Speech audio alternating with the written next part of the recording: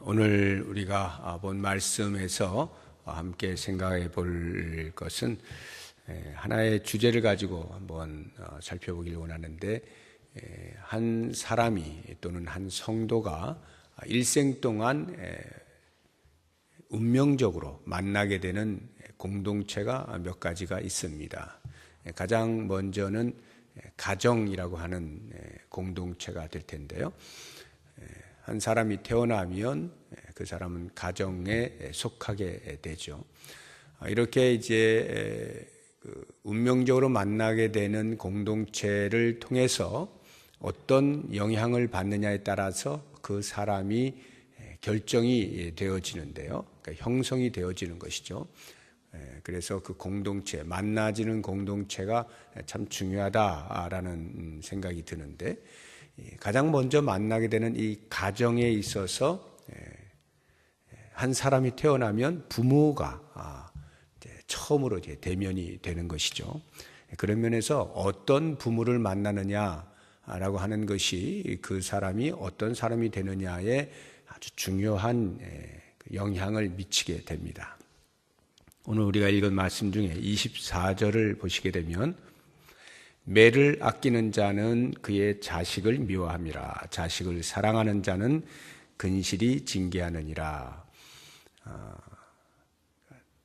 이 매를 아낀다라고 하는 것, 이전 성경에는 초달을 참아 못하는 자는 이렇게 표현이 되어 있어요. 초달, 회초리를 들, 종아리를 칠 초 또는 종아리를 칠 달, 이런 의미예요. 때릴 달, 이렇게도 하고요.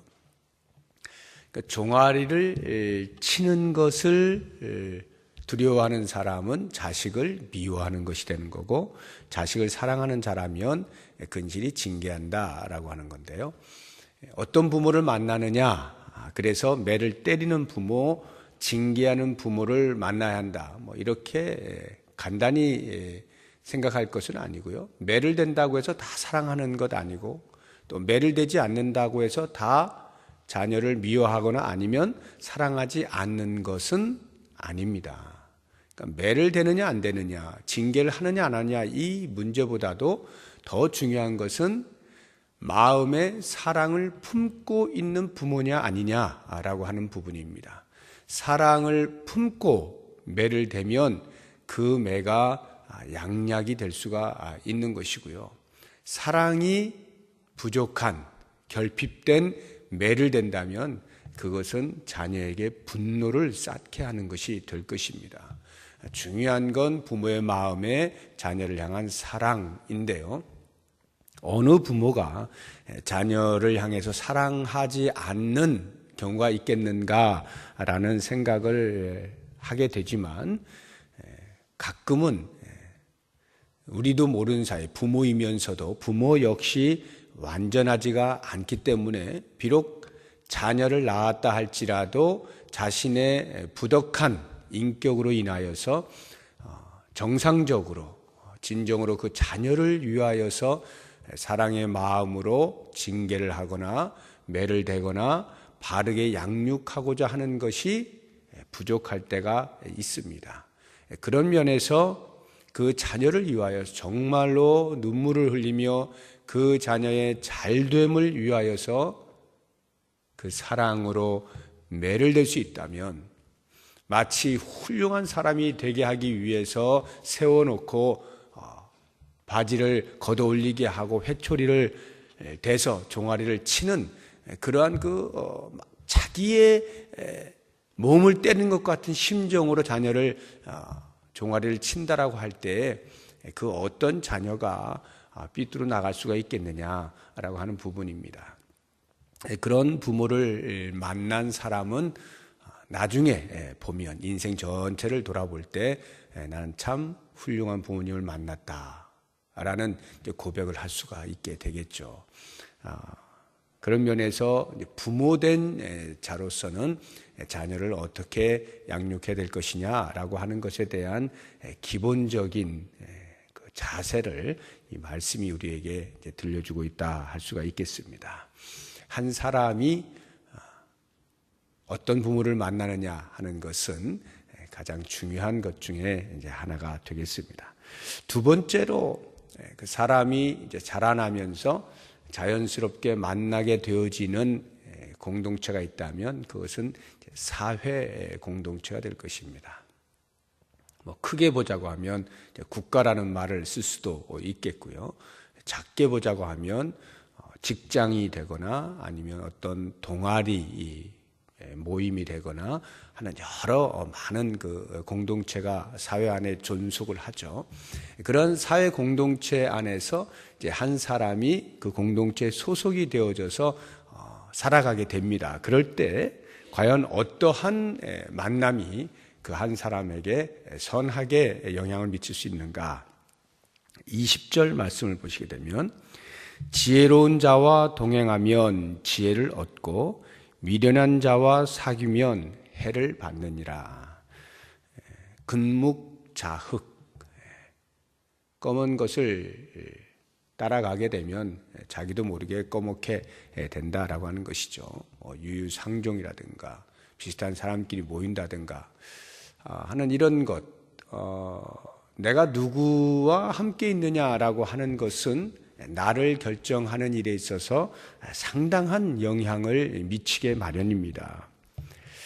그래서 이제 한참 이 피가 끓는 젊은 때에는 이러한 어떤 망고불변의 진리에 충실하기보다는 자신의 감정이 더 앞서죠. 그래서 의리라고 하는 것, 친구 간의 의리 이런 것으로 그 친구가 올바르냐 아니냐라고 하는 것에 그다지 관심을 갖지 않고 나와 친하느냐 안 하느냐라고 하는 것으로 친하면 그 친구가 좀 불의하더라도 의리를 지키고 뭐 이렇게 하는 어떤 젊은 피에 끓는 그런 감정에 따라가는 모습을 우리가 종종 보게 됩니다. 그러다가 이제 철이 들고 이렇게 사회를 이제 보는 눈이 생기고 하다 보면 누구를 사귀느냐라고 하는 것이 얼마나 내 인생에 중요하냐라고 하는 것을 이제 알게 되고 배워가면서 이렇게 조심조심하게 되죠. 이럴 때 과연 나는 지금 누구와 가까이 하고 있는가라고 하는 이 사회 속에서 내가 활동하고 있는 함께 호흡하고 있는 주변의 사람들을 살펴보면 나 자신이 어떠한지를 대충 알 수가 있는 것입니다. 그런 면에서 좋은 사람들을 만난다는 것은 복이죠. 우리의 자녀들이 커나갈 때에 그 자녀들을 위하여 기도하는 것 중에 하나가 그런 것 아닙니까? 좋은 친구를 만나게 해주십시오. 좋은 선생님을 만나게 해주십시오. 이런 기도를 우리가 하죠. 그것은 그 한 사람이 형성되어지는 일에 있어서 그 주변에 있는 사람들이 매우 중요하기 때문에 그런 기도를 하는 것입니다. 물론 우리가 반대로도 기도해야 됩니다. 내 자녀가 누군가에게, 친구들에게 좋은 친구가 되게 해주십시오라고 하는 기도도 반드시 해야 돼요. 그렇지 않으면은 언제나 나를 중심으로만 생각하니까 좋은 친구가 옆에 있으면 좋고 좋은 선생님이 있으면 좋고 나는 어찌 되든지 이렇게 되면 대단히 이기적인 이제 생각을 가지게 되고 자신을 형성하는 일에 있어서도 그렇게 건강하게 형성되지 않아요. 그러니까 나를 중심으로 좋은 사람이 있으면 좋은 것은 당연한 것이고 내가 그 주변에 좋은 사람이 될 수 있는 것에 대한 생각을 갖는 것도 매우 중요한 거죠. 그래서 우리가 자녀들을 위하여 기도할 때 그러한 기도도 함께 이제 할 필요가 있는 것이고요. 이제 돌아와서 나 자신을 이제 볼 때에 내가 사회생활을 하면서 나는 어떠한 사람들과 주로 가까이 하고 있느냐라고 하는 부분들을 잘 살펴서 건강한 영성을 교류할 수 있는 그러한 사람들, 건강한 정신을 나눌 수 있는 사람들, 사회에 이바지하기를 기뻐하는 사람들, 이타적인 생각을 가진 사람들, 나누기를 좋아하는 사람들, 이러한 어떤 건강한 삶을 사는 사람들과 더불어 함께 살아가게 될 때 자신이 반듯한 자리에서 나아갈 수 있다 하는 것입니다. 누구를 만나느냐 하는 것 매우 중요하고, 그 다음 마지막으로 우리가 또 하나의 공동체를 보자고 하면 그것은 신앙 공동체라고 할 수가 있겠습니다. 가정 공동체와 사회 공동체는 내가 선택하지 않고 운명적으로 만나지는 것입니다. 물론 그렇게 운명적으로 만나진 공동체도 나중에 자신의 선택으로 그것을 물리칠 수도 있겠죠. 내가 이 사회의 한 구성원으로 살아가지만 나는 미국 가서 살겠다 하면 미국인이 되긴 하는 겁니다. 사회가 바뀌긴 하지만 우리가 보편적으로 생각할 때는 그 두 가지는 운명적으로 만나게 되는 공동체입니다. 그런 면에서 볼 때 이 신앙 공동체라고 하는 것은 한 사람이 만나지는 데 있어서 궁극적으로는 하나님께서 우리로 만나게 하신 공동체인 것만은 분명합니다만, 적어도 우리의 눈으로 이렇게 볼 때는 우리가 선택할 수 있는 공동체입니다. 여러분들이 부평동북교회라고 하는 이 신앙 공동체를 선택하여서 나오시는 것이죠. 궁극적으로는 하나님의 자녀라고 하는 그 신앙 공동체, 우주적 공동체에서는 당연히 우리가 운명적으로 만나지는 겁니다. 하나님의 부르심을 받는 거죠. 선택하심을 받아서 이 우주적 신앙 공동체 안에 들어와 있는 것입니다. 자, 이 공동체에서 과연 어떤 만남이 중요하냐 할 때 그 무엇보다도 하나님의 하나님의 말씀을 만나는 것이 이제 가장 중요한데요. 13절 말씀을 보시면, 말씀을 멸시하는 자는 자기에게 패망을 이루고 계명을 두려워하는 자는 상을 받느니라. 지혜 있는 자의 교훈은 생명의 샘이니 사망의 그물에서 벗어나게 하느니라. 이 신앙 공동체 안에서 만나지는 가장 가까운 것이 하나님의 말씀인데요. 우리가 대한민국에서 살면 대한민국 국민으로서 대한민국이 정한 헌법 안에서 그 법을 따라 법을 준수하면서 이제 살아가게 되는 것처럼, 우리가 하나님을 섬기는 신앙 공동체 안에 하나님의 백성으로 부름받아서 살게 되어질 때에 우리를 제어하는 중요한 법은 하나님의 말씀이죠. 율법, 하나님의 말씀, 계명, 율례, 여러 가지 많은 표현들이 있죠. 이 하나님의 말씀이 우리의 모든 삶의 준거가 되는 것입니다. 그런데 그 말씀을 멸시하면, 무시하면, 닫아두면 그 사람은 자기 스스로를 패망으로 이끌고 가게 된다. 그러나 그 하나님의 말씀을 두려워한다는 것은 무서워서 벌벌 떤다는 말이 아니라 그 말씀이 가장 귀함을 알고 말씀을 쫓아 살기로 하는 그 경외심, 그것이 있는 자는 상을 받느니라, 또는 사망의 그늘에서 벗어나게 된다. 생명의 샘에서 그 샘물을 마시게 된다. 이렇게 말씀을 하고 있는 것입니다. 우리가 하나님의 부르심을 받은 자로, 하나님의 백성 된 자로서 하나님의 말씀을 가까이 하고 그 말씀을 사랑하고 말씀을 두려워하는, 말씀대로 살아가고자 하는 그 애씀, 이것은 그 무엇보다도 중요하다 하겠습니다. 이 말씀을 사랑한다는 것, 말씀을 가까이 한다는 것은 곧 내가 섬기고 있는 하나님을 가까이 한다는 것이고, 그 하나님의 뜻에 따라서 살겠노라고 하는 이러한 모습이거든요.